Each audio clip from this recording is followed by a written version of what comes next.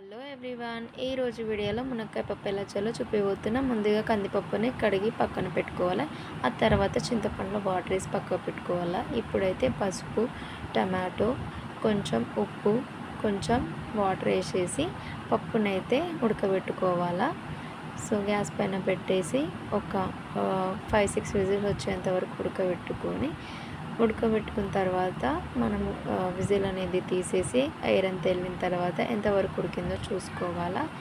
ఇప్పుడు మనకు ఒక 90% కుక్ అయింది అనిపిస్తే మనం ఏవైతే ఉన్నాయో కట్ చేసి పెట్టుకున్న ములక్కాయలు అయితే ఇందులోనే వేసేసి ఇంకొంచెం వాటర్ యాడ్ చేసి అయితే ఒక 2-3 విజిల్స్ వచ్చే వరకు ఉడకనివ్వాలి.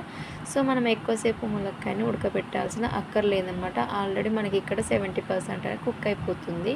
సో ముందే వేస్తే ముక్కలు అనేవి మెత్తగా అయిపోతాయి. ఇలా ఉడికిన తర్వాత ఇందులోకి కొంచెం కారము, ఇంకా మనం నానేసుకున్న చింతపండు వాటర్ అయితే పోసేసుకొని ఇంకొంచెం వాటర్ యాడ్ చేసి చారులాగా కావాలనుకుంటాం కదా, మనకి ఇట్లా తిక్కగా ఉంటే తినబుద్ధి కాదు ములక్కాయలు వేసినప్పుడు. సో పప్పు చారులాగా చేసుకుంటేనే బాగుంటుంది. అలా మరిగిన తర్వాత ఇప్పుడైతే ఒక గిన్నె పెట్టుకొని కళాయిలో ఆయిల్ వేసేసి అందులో పోపు దినుసులు, ఇంకా మనం కరివేపాకు, ఇంకా రెండు మిర్చి ఉన్నా కూడా వేసుకోవచ్చు. ఎల్లిపాయలు అయితే మంచిగా ఉంటాయండి, ఫ్లేవర్ అండ్ హెల్త్కి కూడా మంచిది.